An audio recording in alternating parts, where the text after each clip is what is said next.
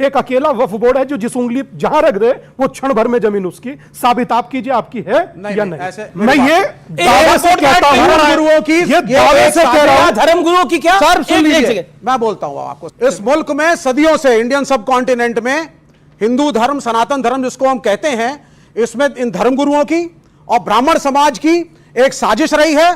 मंदिर की पूजा यही करवाएंगे, यही पुजारी बनेंगे, एजेंट ऑफ गॉड यही हैं। सुनते जाइए अब आप। जाति में दलितों को मंदिर के अंदर नहीं आने देते थे, खाना खिलाना दूर की बात। आज ये आपको कहते हैं जाति को भूल जाओ, तुम्हारे खिलाफ एट्रॉसिटीज हुई, भूल जाओ, कोई फर्क नहीं पड़ता, जुड़ जाओ। और एक इमेजिनरी एनिमी मुस्लिम्स को दिखा करके सत्ता में आने की कोशिश कर रहे हैं। धर्मगुरु है फुरफुरा शरीफ के गद्दी नसीब पीरजादा अब्बास सिद्दीकी, बोलो उनके साथ गठबंधन करके पड़े हुए घरों में। शिक्षा, सुरक्षा और बेरोजगारी, इन सब मुद्दों को छोड़ देश में एक बार फिर से हिंदू मुस्लिम, ऊंची और नीची जाति, ये मुद्दा जो है टॉप कर चुका है। नेशनल मीडिया भी इस पर बात करने में आजकल इंटरेस्ट दिखा रहा है। ऐसी ही एक डिबेट दिखाने वाले हैं आपको, जिसमें हिंदू मुस्लिम और ऊंची नीची जाति को लेकर एक बड़ी बहस छिड़ी हुई है। और इस डिबेट में सुधांशु त्रिवेदी ने किस तरह से मुस्लिम और कांग्रेस का पक्ष रखने वालों को अच्छे से धोया भी और जाति की हिस्ट्री भी बताई। आगे बढ़ने से पहले आपसे रिक्वेस्ट है कि चैनल को आप सब्सक्राइब अब कर ही ले, क्योंकि अपडेट रहना आज की जिंदगी में बेहद जरूरी है। बस नहीं चल रहा, माथे पे चिपकाते हैं। आप सोचिए कि जिस देश में जाति का कभी जिक्र तक नहीं था, वो देश समूचा जातियों में बांट कर रख दिया। जिस देश में जिक्र नहीं था, सब नहीं था, बता रहा हूं।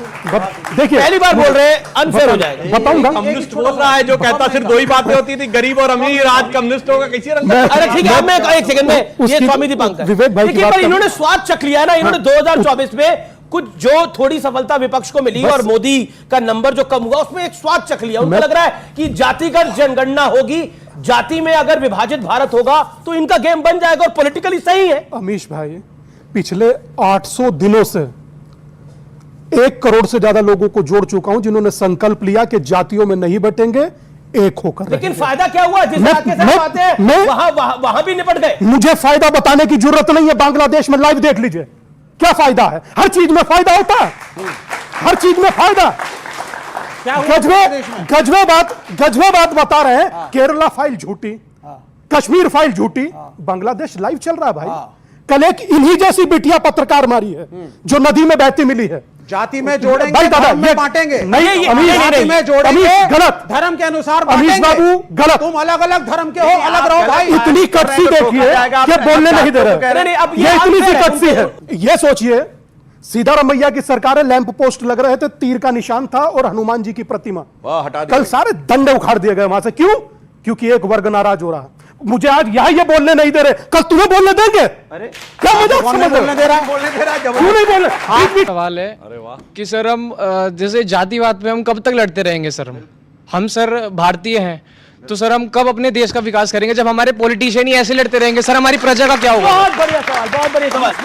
एक सेकंड, बोलिए स्वामी जी, बोलिए। मैं अपनी बात कहना चाहता हूं। अमेरिका में राष्ट्रपति पद की उम्मीदवार थी तुलसी गबार्ड। उन्होंने वहां खड़े होकर कहा कि I am proud Hindu. Rishi Sunak यहां आते हैं, अक्षरधाम के बाहर आकर कहते हैं I am proud Hindu. Swami Vivekananda ने उस समय में कहा था कि मुझे हिंदू होने पर गर्व है। और स्वर्गीय प्रधानमंत्री अटल जी कहते थे कि हिंदू तनमन, हिंदू जीवन, रग रग हिंदू मेरा परिचय। तो मुझे अगर अपने हिंदू होने पर गर्व है तो मुझे क्यों बांट रहे हो भाई? अच्छा बताइए, आज तक कितने लोगों ने बताया? कितने सिया, कितने सुन्नी, कितने बरेलवी, कितने देवबंदी, कितने अहलेदीस, कितने मक्का कमरिया, कितने गोसी, कितने बताया किसी ने आज तक? सब पूछते हैं यादव इतने, जाट इतने, गुर्जर इतने, बनिया इतने, ब्राह्मण इतने, राजपूत इतने। क्यों भाई? जी लेकिन एक सेकंड, विवेक की बारी है, धन सुधांशु त्रिवेदी। ना सब अपने टाइम पे बोलेंगे भाई। ये नहीं, ये तरीका ठीक नहीं है। ओके विवेक जी, मतलब क्योंकि आप कह रहे हैं कि जातिवाद सिर्फ एक ही तरफ है क्या? जो बरेलवी की बात करी, अहमदिया की बात करी, उस पर क्यों नहीं जाती? नहीं, फिर जब योगी आदित्यनाथ कहते हैं कि बटोगे तो कटोगे, तो आप लोग कहते हैं कि ये तो घोर आपत्तिजनक है। नहीं, देखिए मैं 2 चीजें कहना चाहूंगा। पहली चीज मेरी अपील है, स्वामी दीपांकर से बहुत आदर करता हूं, आप जातियों को जोड़ रहे हैं, बड़ा अच्छा काम है, धर्म के हिसाब से भी लोगों को जोड़िए। आप धर्म के हिसाब से लोगों को अलग कर रहे हैं, हिंदू अलग, मुस्लिम अलग, पहली चीज। दूसरी चीज, सर सुन लीजिए ना एक मिनट, दूसरी चीज अब आप सुन लीजिए। आपने कहा साहब जाति तो पहले थी नहीं, अब जाति बढ़ गई। एकलव्य का अंगूठा किसने काटा, किस आधार पर काटा? कर्ण को सूत पुत्र किसने कहा? आप बताएंगे किसने कहा? किसने कहा? क्यों नहीं लड़ने दिया? जाति की समस्या सुन लीजिए, जाति की समस्या बोलेंगे, इसके बाद पहले विवेक की बारी है। देखिए जाति की समस्या एक समस्या हमारे समाज में रही है। पहली चीज तो उसको एक्नॉलेज करिए, उसको वॉश आउट करने की कोशिश मत करिए कि ये समस्या कभी थी ही नहीं। आपने दलितों और बैकवर्डों को बिठा करके अपने गांव में अपनी खाट पे आपने पानी तक नहीं पूछा, कभी पानी पीने नहीं दिया उनको। ठीक है, यू मेड योर पॉइंट। तो इस आपने अपनी बात को रखी। विवेक जी की बात का क्रमवार जवाब देता हूं। पहले इस ढंग के एब्सर्ड लॉजिक नहीं देने चाहिए कि किसकी सेना में कौन था। जिस समय ये देश आजाद हो रहा था, सेकेंड वर्ल्ड वॉर के समय, इस देश की सेना में 25 लाख सिपाही थे, जिसमें सिर्फ 40,000 अंग्रेज थे। तो आप कहेंगे 24.5 लाख तो भारतीय थे, तो हम अंग्रेजों से नहीं भारतीयों से लड़ रहे थे। जलियांवाला बाग में गोली चलाने वालों में 2/3 सिपाही हिंदुस्तानी थे, तो फिर काहे कहते हो अंग्रेजों ने गोली चलाई? इसलिए ये इलॉजिकल टाइप की बात है कि फौज में इतने थे, इसका मतलब वो उस तरफ थे। फौज किसके कहने पे और कौन लड़ रहा है इसके आधार पर तय होती थी। हम ये नहीं कहेंगे कि नेताजी सुभाष चंद्र बोस भारतीय फौजों के खिलाफ लड़ रहे थे, यह इलॉजिकल बात है। दूसरी बात इन्होंने कही एकलव्य की बात, मैं सारे लोगों से कहता हूं जाके चेक करो, और नहीं तो जाके महाभारत सीरियल में ही एकलव्य वाला वो पोर्शन उठा के देखिए। जब एकलव्य सामने आता है तो द्रोणाचार्य उससे पूछते हैं, बालक तुम अपना परिचय, तुमने विद्या कहां से सीखी? वो एक लंबा विषय में उसमें नहीं जा रहा हूं। उसको दिव्य अस्त्र चलाना आता था, मुंह जो था कुत्ते का बाणों से भर दिया गया था, और जब निकाला गया तो एक भी खरोच नहीं थी। यानी जैसे आप प्रिसाइजेस लेजर गाइडेड मिसाइल आते हैं, प्रिसाइज टू द मीटर्स, किसी कमरे में गिरेगा 1000 किलोमीटर दूर से, वो प्रिसाइज टू द माइक्रोमीटर था। तो उन्होंने पूछा ये दिव्य अस्त्र चलाना तुमने किससे सीखा? तो कहता आपसे। तो द्रोणाचार्य कहते मैं तो तुम्हें जानता नहीं, तुम अपना परिचय दो। तो जानते एकलव्य क्या बोलता है? मैं मगध नरेश जरासंध के प्रधान सेनापति हिरण्यधनु का पुत्र एकलव्य। वो कोई सामान्य ट्राइबल नहीं था, हिज फादर वो द चीफ ऑफ ट्राइबल था, और ये इतिहास ट्राइबल था। बीच में रहिए, मैं आपको मौका दूंगा, आपको मौका दूंगा। इसका मतलब ट्राइबल आर्मी चीफ होते थे, ट्राइबल अरे भाई वो आदिवासी था और इसीलिए उसका अंगूठा काट लिया गया। ट्राइबल है तो आर्मी चीफ होते थे, जातिवाद था। अब सर उसका अंगूठा जातिवाद के कारण नहीं था। आप ये बताइए, आप चीफ था, अपने दिल पे हाथ रख के बोलिए झूठ। अब आइए जो नए नवेले आए हैं, राहुल गांधी जी, आपने देखा है आज से 10 साल पहले 2014 में राहुल गांधी जी का गेटअप क्या था? बिल्कुल क्लीन शेव, बढ़िया बबुआ टाइप बने हुए थे, और उसके बाद क्या करते थे? हिंदी में शपथ ली थी 2014 में ईश्वर के नाम की, जाके चेक कर लीजिएगा। उसके बाद 2019 आया, उन्होंने कहा उससे काम नहीं बन रहा है तो फिर क्या करें? 2019 के चुनाव में उन्होंने कहा कुर्ते उड़ते के ऊपर जनेऊ पहनो, तिलक लगाओ, फिर पुष्कर से निकलते हुए राजस्थान में अपनी जाति नहीं गोत्र भी बताओ। आज तक आप लोगों को नेताओं की जाति पता होगी, उपजाति और गोत्र नहीं पता होगा, वो भी प्रेस कॉन्फ्रेंस में बताया गया हो, ऐसा नहीं पता होगा। अब आइए उसके बाद लगा अब इससे काम नहीं चल रहा है, कहीं कुर्ता उड़ता जनेऊ छोड़ो, अब हाफ शर्ट पहन लो, काल मार्क्स की तरह दाढ़ी बढ़ा लो, और उसके बाद कहना शुरू करो। आप देखिए 2024 में अब ईश्वर के नाम की शपथ नहीं है हिंदी में, अब अंग्रेजी में शपथ है, वो भी swear in the name of God नहीं है, अब सॉलेमनली अफर्म है। इतना बदलता आदमी आपने कोई नहीं देखा होगा, और क्यों बदले ये भी मैं बता रहा हूं। आप जाके, और मैं कहूंगा विवेक जी को तो उसका समर्थन करना चाहिए। रशिया की स्पुतनिक मैगजीन ने लिखा है, वो भी भारत के चुनाव के परिणाम आने से पहले, कि एक यूरोपियन थिंक टैंक है हेनरी लुसी फाउंडेशन, उसके मिस्टर क्रिस्टोफर जेफरलेट ने 2021 में यह थ्योरी दी है कि इंडिया में कास्ट सेंसस को आगे बढ़ाना है हिंदू मेजॉरिटेरिज्म को खत्म करने के लिए। इसलिए आपने 2021 से पहले राहुल गांधी के मुंह से कभी कास्ट सेंसस, तुमने बांटे आंगन और गलियारे, बांटे मंदिर और गुरुद्वारे, बांटे गली मोहल्ले सारे, आज कटीले तारों से खेत खेत की म्याद बांट दी तुमने, एक वोट की खातिर देश की हर बुनियाद बांट दी। हाँ, जी जी जी, ओके ओके ओके, एक सेकंड। अच्छा अब आपके अनुराग की बारी है, अनुराग ये तो ओपन है कि आपकी पॉलिटिकल पार्टी समाजवादी पार्टी, जैसे बीएसपी मुस्लिम दलित, एमडी उनका था, एमवाई मुस्लिम यादव आपका था, तो और आपका है। पॉइंट यह है कि जब योगी आदित्यनाथ कहते हैं बटोंगे तो कटोंगे, तो आप कहते हैं ये विभाजनकारी बयान है। देखिए अभी इन्होंने जात की बात की, अब बताइए जात हमने बनाई है क्या? आदिकाल से जात है, तो मैं तो सरकार से कहता हूं ना एक कानून लाओ, बोले सरनेम हटा दो सब लोग। आप त्रिवेदी अपने नाम से हटा दीजिए, हमारा भदौरिया अपने नाम से हटवा दीजिए, सबके नाम से सब। अभी भी कुएं पे पानी नहीं पीने दिया जाता है, तो दलित समाज के लोग हैं, उनके साथ क्या अन्याय हुआ है अगर आप इसका बताइएगा दर्द तो आपको हम नहीं, बताएंगे आपके योगी बीच में नहीं बोला, टोकिए मत। ठीक है, इसका दर्द आपको नहीं एहसास है, क्योंकि अच्छा, आपको दर्द इसलिए नहीं होगा क्योंकि जाति और धर्म में दोनों में बांट देना चाहते हैं। ये हमें आपको बांट रहे हैं। ये खेत की जो कहते हैं ना कांटे, ये कांटे लगा के हमें हिंदू मुस्लिम सिख ईसाई में बांट नहीं होंगे, कुछ पता नहीं। ये हिंदुस्तान रहेगा, बांट के मत जाओ। इस हिंदुस्तान में हमेशा वसुधैव कुटुंबकम की बात हुई है। एक मिनट अब मैं बोलूं, दलितों का रिजर्वेशन इन प्रमोशन किसने खत्म किया यूपी में? मुलायम सिंह की सरकार ने। चले गए वहां, हजारों दलितों को डिमोट किया मुलायम सिंह की सरकार ने। दलित प्रमोशन का जिस समय संसद में बिल आया उसको फाड़ा। समाज एकजुट रखना है, भारत को अखंड रखना है, बहुत खूबसूरत बात थी, तालियां बजाइए इस बात के लिए। और कि भारत को एकजुट रखना है, भारत को अखंड रखना है, बड़ी खूबसूरत बात है और बहुत अच्छी भी लगती है कि मिले सुर मेरा तुम्हारा, ये देश बने हमारा, ये बहुत अच्छी बात लगती है। लेकिन इस देश का विभाजन कब हुआ और किस आधार पर हुआ, ये भी इतिहास में गड़ा हुआ है बहुत अच्छे से। 1947 में हमारा देश क्यों डिवाइड हुआ था? अच्छा, अब आजादी का हुक्म मिल गई, आजादी के बाद आया 1990 का दशक, और 1990 के दशक में कश्मीरी पंडितों को उनके घर से क्यों विस्थापित किया गया था? तब किसने विभाजन किया था? तब तो न मोदी का नाम था न कुछ था। अब बताइए तब कहां, तब तो सरकार। मोहन भागवत ने एक बात बोली थी, आरएसएस के चीफ है, उन्होंने बोला था कि जब इस भारतवर्ष के अंदर द डे हिंदूज की आबादी कम हो जाएगी उस दिन डेमोक्रेसी। दीपांकर और इन्होंने बोला जातिवाद के मुद्दे के ऊपर आपका जवाब। जब योगी आदित्यनाथ ने बोला बटोगे तो कटोगे, क्या जायज है वो? मैं ये कह रहा हूं कि आप बंटते भी हो और हर रोज कटते भी हो। आप लोगों को दिखाई और सुनाई दोनों नहीं देता, क्योंकि आप ना तो बोलना चाहते हैं, ना देखना चाहते हैं, ना सुनना चाहते हैं। एक अब से नहीं कह रहा हूं, अभी वक्त के नाम पर रशीदी कह रहे हैं कि सड़कों पे आ जाओ। अब पूरा गांव है, गांव पूरा का पूरा कह रहे हैं ये वक्फ की जमीन है, और समूचा इस्लाम 1400 साल पहले वजूद में आया। वो गांव 1500 कुछ साल पुराना मंदिर है, 1500 कुछ साल पुराना है, पर वो भी वक्फ का है। छोड़ दीजिए, बिहार 2-3 दिन पहले की बात है, बिहार का एक गांव बता रहे हैं कि गोविंदपुर गांव है और वहां पे दावा है हिंदू परिवारों को नोटिस दिया गया है, 30 दिन में जमीन को खाली करने का निर्देश दिया गया है। पटना हाई कोर्ट ने उस नोटिस पे रोक लगाई है।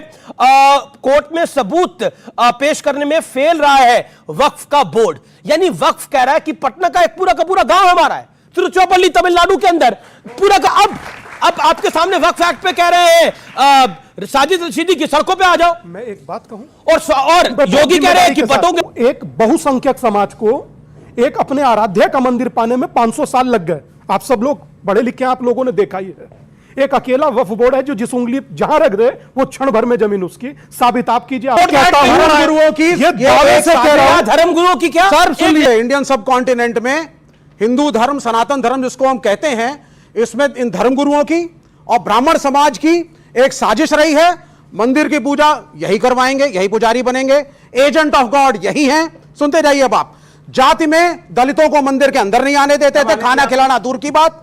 आज ये आपको कहते हैं जाति को भूल जाओ, तुम्हारे खिलाफ एट्रॉसिटीज हुई, भूल जाओ, कोई फर्क नहीं पड़ता, जुड़ जाओ। और एक इमेजिनरी एनिमी मुस्लिम्स को दिखा करके सत्ता में आने की कोशिश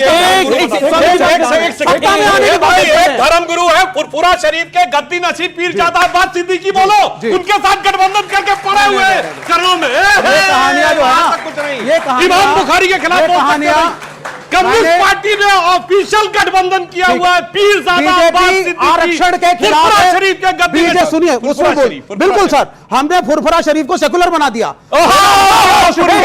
हमारे कॉन्स्टिट्यूशन को अग्री करेंगे, हम हमारी तरह थोड़ी ना, हम आपकी लड़वाए नहीं है। हम तो कहते हैं सारे हिंदू धर्मगुरुओं को, मुस्लिम धर्मगुरुओं को धर्म व्यक्तिगत है, तुम्हारे और ईश्वर के बीच की यात्रा। फुरफुरा शरीफ, गद्दी नशीन सेकुलर और स्वामी विवेकानंद कम्युनल, ये भगवा चोले वाला स्वामी कम्युनल और फुरफुरा शरीफ का गद्दी नशीन सेकुलर, वारी सेकुलर सियासत इस देश की मान गए, बांध गए। 47 में पाकिस्तान बनाया, 90 में कश्मीरी हिंदुओं को विस्थापित कराया, वारी सेकुलर सियासत, वारी सेकुलर सियासत। फुरफुरा शरीफ कहां है? सुनिए एक मिनट, फुरफुरा शरीफ पश्चिम बंगाल में है। यह सेकुलर की बात कर रहे हैं। पश्चिम बंगाल सरकार का मंत्री फरहाद हाकिम ओपनली बोल चुका है जो मुस्लिम नहीं है वो किस्मत के मारे हुए हैं वो बेकार है। औकात नहीं एक नेता से सुनवा दे। वो तो फिर हरिद्वार के वही फिरहाद हाकिम कह चुका है कि बंगाल में कुछ कहना था कि आप जातिवाद खुद करे जा रहे हो, लेकिन आप बांट भी तो खुद ही रहे हो। बांट भी तो खुद ही रहे। ओके, और किसी का सवाल? जी जी जी, क्या सवाल है? हम हिंदू बनने के लिए तैयार और हैं भी, लेकिन ये कब होगा कि जब मोदी जी और योगी जी ये आके बोलेंगे कि दलित और ब्राह्मण 80% जो है हम लोग की पॉपुलेशन हिंदू, उनमें हम लोग ये डिवाइड करना चाहते हैं कास्ट सेंसस करके। क्या हम लोग 100% पूरी जो हम लोग की पॉपुलेशन है उसको हम लोग इकोनॉमिक सर्वे करके उसके जो बैकवर्ड जो इकोनॉमी में बैकवर्ड है कि इस मतलब डिवाइड जैसे हम हो गए हैं तो ऐसे ही पाकिस्तान बांग्लादेश अलग हो गया। तो मैं ये चाहता हूं कि सर ऐसा ना हो कि देश में एक समृद्धि आ जाएगी, देश के अंदर कोई गरीब नहीं रहेगा, दलितों को उनका खोया हुआ हक जो कि काफी सालों से नहीं मिला, जैसा डॉक्टर भदौरिया कह रहे हैं, वो मिल जाएगा। तो क्या आपको लगता है कि ये सब कुछ हो जाएगा? 2-3 महत्वपूर्ण क्या जादू की छड़ी है जातिगत जनगणना? मैं वही बता रहा हूं। मैं बहुत सीधी सी बात कहना चाहता हूं। भाई ने एक बहुत अच्छी बात कही विवाह को लेकर के। आज की दुनिया ऐसी स्थिति में खड़ी है जहां कोई जाति देखता ही नहीं, कोई नहीं देखता, और आगे आने वाली दुनिया में शायद ही कोई देखे। अब मैं अपनी बात जो कहना चाह रहा हूं वो कहता हूं। 83-86 के अंदर इंदिरा गांधी ने लाल किले की प्राचीर से कहा था, मैं भी प्राचीर से कहा था कि ऐसा जातिवाद नहीं होना चाहिए। राजीव गांधी ने कहा कि हम जातिवाद पे विश्वास नहीं रखते। राहुल गांधी कहते हैं जातिगत जनगणना कराइए। मैं दावे से कहता हूं कांग्रेस का ये कभी मुद्दा भी कहता हूं कराइए। कांग्रेस का कभी हूं कि आज जातियों में बांटने की बात चल रही है। ये कहते हैं कि 20% हमारा और 80 में बंटवारा। इसी विचारधारा के साथ प्रत्येक हिंदू को जातियों में बांटने का और धर्म के नाम पर बात चलती है, धर्म के नाम पर बात चलती है। 80 में बंटवारा 20 श्रीमत किसने कहा?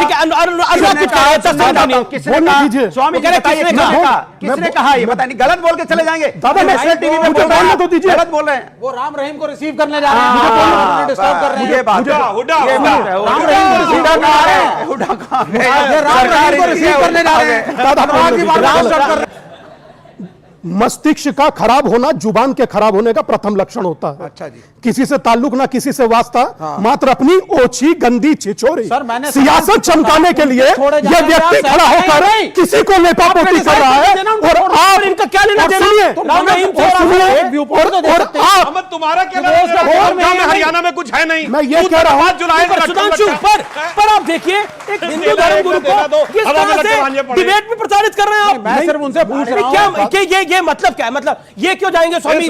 नहीं जाएंगे तो कर्म विभाग्यशः अर्थात जाति के आधार पर नहीं, कर्म के आधार पर और उसके अनुभव के आधार पर बांटा जाता है। ये योगेश्वर कृष्ण कह रहे हैं। ये उसे क्या पता जो नास्तिक गलत जो नास्तिक गीता में ये भी लिखा है। हम ये कह रहे हैं अगर औरतें दूसरी जातियों में विवाह करेंगी, अगर ईश्वर पैदा होंगे, नहीं ये मिस्र ये गीता को रिप्रेजेंट में करूंगा। और ये चैलेंज करें मैं गलत हूं। अगर इंटर रिलीजियस मैरिज है, इंटर कास्ट मैरिज बोलने दीजिए ना, आप बोल लीजिए। अलाउड है इंटर कास्ट मैरिज बोलने दीजिए। उसे कोई भी महिला अलग से शादी करने मेंशन है की, तो उसकी वही जात सीज़फायर गीता में यह जरूर लिखा है कि कर्मों का फल जरूर मिलता है। तो ध्यान रखिए इस बात को बस। ओके, और यकीन मानिए, कर्मों का फल बीजेपी को मिलेगा। और यकीन मान कर रहे हैं और सत्ता से बाहर कर्मों का फल मिलेगा। यही है आज का विषय में, यही है जातीय धर्म और सियासी कर्म। कर्मों का फल मिलेगा, बीजेपी रूल करना चाहती है, बीजेपी को कर्मों का फल मिलेगा। स्वामी दीपांकर जी ने जो बोला, मैं इंदिरा गांधी जी की वो क्लिप सुना देता हूं। निकालिए। जातिवाद में नहीं है। मैं तो चाहूंगी कि ये शब्द हम हटा दें अपने देश से। हाँ, ये कौन है? राहुल गांधी जी की दादी जो कहती थी जात पे ना पात पे, इंदिरा जी की बात पे मोहर लगेगी हाथ पे। अब राहुल गांधी आए, पुरखों की बात को रख के लात पे पार्टी। जिन्होंने संविधान बनाया बाबा साहब अम्बेडकर थे। आप में से बहुत लोगों को पता है कि पाकिस्तान का पहला कानून मिनिस्टर भी एक दलित समाज के जोगिंदरनाथ मंडल थे, और वो भी इसी झांसे में आ गए थे कि जातियों में विभाजित होकर एक जाति को लेकर मुस्लिमों के साथ कॉम्बिनेशन करके हम चले जाएंगे, और वो पाकिस्तान चले गए थे। उसके बाद उन्होंने दलितों के साथ जो अत्याचार देखा है, उसके लिए मैं कहूंगा जोगिंदरनाथ मंडल का लियाकत अली की कैबिनेट से जो इस्तीफा है, जाके नेट पे पढ़ लीजिए, वो आपको दर्द से साथ बयान करेगा कि कटेंगे तो कटेंगे नहीं, बटने के बाद दर्दनाक ढंग से कटेंगे। ये दिखाई पड़ता है। मैंने एक एक चीज विद हमारे पहले शिक्षा मंत्री मौलाना आजाद थे। हवा में नहीं बोली है। हमारे डॉक्टर शिक्षा मंत्री अंबेडकर उनके की बारे में किताब बता दो कौन की है? जोगेंद्र नाथ सवाल इस देश की जब आजाद हुआ सबसे पहले शिक्षा मंत्री थे अब्दुल मौलाना आजाद थे ना। सुनो, मौलाना आजादी थे ना इस देश जी, के मौलाना शिक्षा आजाद। मंत्री थे। जी, जी, जी। आप नाम क्यों भूल गए हमारे थोड़ा, पर याद है उनको। आप हमारे हिंदुस्तान को बार बार कंपेयर करते हो पाकिस्तान से, बार बार कंपेयर करते हो बांग्लादेश से। अरे हिंदुस्तान को कंपेयर करना है तो अमेरिका से करो। हम बांग्लादेश और पाकिस्तान से कंपेयर करके हमारे बीच में आप नफरत की आग होके आग डाल के सत्ता पे काबिज होना चाहते हैं। अब हमारे जनता की बात नहीं करेंगे, हमारे अधिकार और हित की बात नहीं करेंगे, जनता के अधिकार और हित की बात नहीं। एक सेकंड, और आप बार बार जो हिंदू मुस्लिम की बात करते हैं, मैंने बहुत देर तक सोचा, फिर मैंने याद किया कि इनको याद दिलाएं कि महाराज छत्रपति शिवाजी महाराज की बात हो रही है। उनके सेनापति में कौन कौन लोग थे? सुन लीजिए, नोट नहीं अभी मैंने लिखा। सिद्दी हिलाल थे, यहाँ पे दौलत खां थे, इब्राहिम खां थे, क्या बात कर रहे हैं? तानाजी इब्राहिम थे, का नहीं सिद्दीक पता, खां हाजी थे, प्रभुदेश नूर पांडे खान का नेगी नहीं थे, पता, शाहरुख खान थे, दाऊद खान थे, मदारी महल थे। ये वो लोग थे जो हमारी सेना में थे, वो शिवाजी महाराज की सेना में थे। उस समय सब लोग मिलके लड़ाई लड़ रहे थे। ये किससे लड़ रहे थे? किससे लड़ रहे थे? मुगलों से। और मुगल क्या थे? महान थे। किसने कहा मुगल महान थे? किसने कहा मुगल महान थे? भवन में मुगल गार्डन था, अब वो अमृत उद्यान हो गया है। मुगल गार्डन था। ये बात क्यों कह रहा हूं? ये वो लोग हैं जो हमारे आपके बीच में नफरत बो के सत्ता पाना चाहते हैं। आपके मुद्दों पे साथ अन्याय होता रहे, चुप मार के बैठे रहे। सुन लीजिए, उत्तर प्रदेश के अंदर जन्माष्टमी के दिन 2 बेटियों को पेट से झूला देखा गया, ये चुप मार के बैठे रहे। ठीक है, बिहार के बेटियों के साथ अन्याय होगा, मैं बोल रहा हूं तो गलत है क्या? सुधांशु जी, इस देश में पहली दलित सरकार बनी एब्सोल्यूट मेजॉरिटी के साथ 2007 में मायावती जी की उत्तर प्रदेश में। और उसने क्या नारा लगाया था? चढ़ गुंडन की छाती पर, मोहर लगाओ हाथी पर। गुंडे किसके लिए बोला था? बीजेपी के लिए। अब इतना झूठ बोलने लगता है आदमी। मुलायम की सरकार थी और उन्होंने कहा समाजवादी पार्टी के गुंडे मेरी जान लेना चाहते थे। ये अदालत की कार्रवाई में रिकॉर्डेड है। भाई इतनी आसानी से कोई लाट करे चतुराई कर्म तो कई इंदिरा गांधी तारीफ नहीं, मैंने तो कही अच्छी थी। आपने मायावती जी की तारीफ की, कही मायावती जी अच्छी थी, दलित महिला थी, देश की सब। तुम कह रहे हो इंदिरा गांधी सबसे अच्छी प्रधानमंत्री थी? इंदिरा गांधी जी इंदिरा गांधी अच्छी थी, महिला थी, तो मुलायम सिंह को जेल में डाला तो अच्छी थी, मुलायम सिंह को जेल में डाला तो अच्छी थी, अच्छी थी। सुन लीजिए, अभी इंदिरा जी की बात हुई, समर्थन से मुलायम सिंह मुख्यमंत्री थे, याद भी नहीं रहता यार। अरे मैं किसने जिताया था काशीराम जी को? किसने जिताया था काशीराम जी को? लोकसभा इटावा से कब जीते थे? नहीं ये बताइए कब जीते थे भैया? काशीराम कब जीते थे? उसी के बाद जीते थे, उसके बाद कब जीते थे? कोशिश मेरा गठबंधन में जीत के दिलाया था उन्हें, संसद में पहुंचाया था आदरणीय नेता। मेरा निवेदन है, आपने क्योंकि बोला इंदिरा गांधी बहुत अच्छी थी, इंदिरा गांधी ने बहुत अच्छा काम किया। महिला, अरे भाई महिला ही है इंदिरा गांधी। एक सेकंड, बिल्कुल मैं कह रहा हूं, आपने तारीफ करी इंदिरा गांधी जी की तारीफ करी, तो मुलायम सिंह यादव जी को जेल में डाला था तब भी अच्छी थी इंदिरा जी? मैं बता रहा हूं, नहीं जवाब दीजिए। इमरजेंसी लगाई थी, उनकी नीतियों का हमने विरोध किया और कमाल की बात है, नीतियों का विरोध करते हैं, नेता का समर्थन कर रहे हैं, खुद कंफ्यूज है भाई जबरदस्त तरीके से। कमाल की बात है, नीतियों का विरोध है, नेता का समर्थन है, इनके नेता को जेल में डाला फलाना, लेकिन फलाना बहुत बढ़िया आदमी था, लेकिन हम ये कह भी नहीं सकते। अंदर से कुछ और बाहर से कुछ और नजर आते हैं, बाखुदा शब्द से आप लोग पाते हैं। जो मतलब ट्वीट है उत्तर प्रदेश कांग्रेस का, जिसमें वो क्या कह रहे हैं? राहुल गांधी जी का स्वागत किसने किया? श्री अविनाश पांडे प्रभारी महासचिव, अपने अजय राय अध्यक्ष कांग्रेस, प्रमोद तिवारी उपनेता राज्यसभा, आराधना मिश्रा सीएलपी लीडर कांग्रेस। मतलब 4 ब्राह्मण और 1 भूमिहार मिलकर एक जनेऊ के कुर्ते ऊपर जनेऊ पहनने वाले स्वघोषित ब्राह्मण का स्वागत कर रहे हैं। इस फोटो में नहीं जात पूछी उन्होंने। और मैं ये भी पूछना चाहता हूं राहुल गांधी जी से, भैया तुम पत्रकार की जात पूछो तो ठोको ताली, फिल्म स्टार की जात पूछो तो ठोको ताली, जज की जात पूछो तो ठोको ताली, मिस इंडिया की जात पूछ लो तो ठोको ताली, और तुम्हारी जात पूछ ली तो लग गई गाली। तो बोलो, मतलब जिसे कहते हैं, पुराना गाना था कि गाली हुजूर की तो लगती दुआओं जैसी।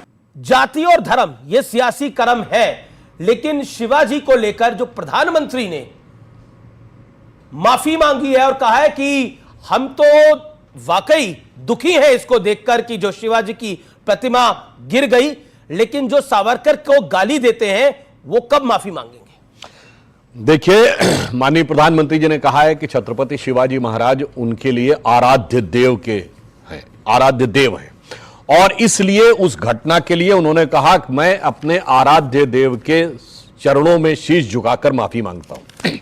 मगर मैं देश की जनता को यह भी बताना चाहता हूं कि यह घटना कहां की है? सिंधुदुर्ग की। सिंधुदुर्ग में जानते क्या हुआ था? आज तक इंडिया की नेवल एक्सरसाइज जो होती थी वो हमेशा एक पर्टिकुलर जगहों के ऊपर होती थी। पिछले साल पहली बार सिंधुदुर्ग में हुई, क्योंकि सिंधुदुर्ग छत्रपति शिवाजी महाराज की नेवी का हेडक्वार्टर था। यह इस बात का प्रमाण है। नंबर 2, भारत की नौसेना के झंडे के ऊपर एक हिस्से में यूनियन जैक आज तक बना हुआ था। यद्यपि अटल जी की सरकार ने उसे हटाया था, मगर फिर सोनिया जी की छत्रछाया में बनी सरकार ने उसको दोबारा स्टैब्लिश कर दिया था। उस झंडे से, नौसेना के झंडे में से वो हटाकर वो जो पंचकोणीय सील लगाई गई है वो छत्रपति शिवाजी महाराज की नौसेना की सील थी। ये इस बात का प्रमाण है कि मोदी जी के टाइम में शिवाजी महाराज को लेकर किस प्रकार की, और मैं आज के जनरेशन को बताना चाहता हूं, बहुत से लोगों को पता ही नहीं होगा, हम आजाद हुए थे 47 में, पर आपको पता भारत का नेवल चीफ किस साल तक अंग्रेज रहा है? 57। 10 साल तक भारत की नौसेना का चीफ अंग्रेज रहा, 50 साल तक नौसेना के झंडे के कोने के ऊपर यूनियन जैक रहा, जिसे अभी हटाया गया और सिंधुदुर्ग में वो एक्सरसाइज की गई। यह दर्शाता है कि शिवाजी महाराज के कार्यों को लेकर किस प्रकार की भावना हमारे मन में है। और फिर मैं एक बात कह देना चाहता हूं, जो लोग आज शिवाजी की बात करते हैं, तो शिवाजी ने और शिवाजी महाराज के राजकवि भूषण ने जो लिखा है छत्रपति शिवाजी महाराज के लिए, उस पर यकीन करते हैं? उनके लिए लिखा गया, राखी हिंदुवानी हिंदुवान का तिलक राख्यो, स्मृति पुराण राखो वेद धुन सुनी में, और शाही के सपूत शिवराज शमशीर तेरी, दिल्ली दल दाब के दीवाले राख्यो दूनी में। जिन्होंने दिल्ली को दबाकर अपना स्टेटस उससे दुगना करके रखा, इनसे पूछिए हिंदू हिंदुवानी की बात पे विश्वास रखते हैं? शिवाजी महाराज ने रायगढ़ के किले में शपथ ली थी, अप्रैल आई थिंक 1666 और समथिंग, जिसमें उन्होंने कहा था कि हिंदू साम्राज्य बनाना है। उनके साम्राज्य का नाम था हिंदवी स्वराज, और बाद में साम्राज्य का नाम था हिंदू पद पातशाही। मगर आप सोचिए, ये घड़ियाली आंसू बहाने वाले लोग वास्तविकता में अगर शिवाजी की का मान सम्मान बढ़ाने का काम किया है, तो ईमानदारी से भारतीय जनता पार्टी और मोदी जी की सरकार ने, एक लाइन और कह दूं जी, हमने तो औरंगजेब के नाम की सड़क यहां से हटाई थी, जो शिवाजी के लिए अपशब्द कहता था, परंतु इन लोगों ने औरंगजेब के पूरे खानदान के नाम पे सड़कें लुटियन जोन में रखने वाले लोग आज जब शिवाजी के लिए ऐसी बात करने की बात करते हैं तो मन में दुख होता है।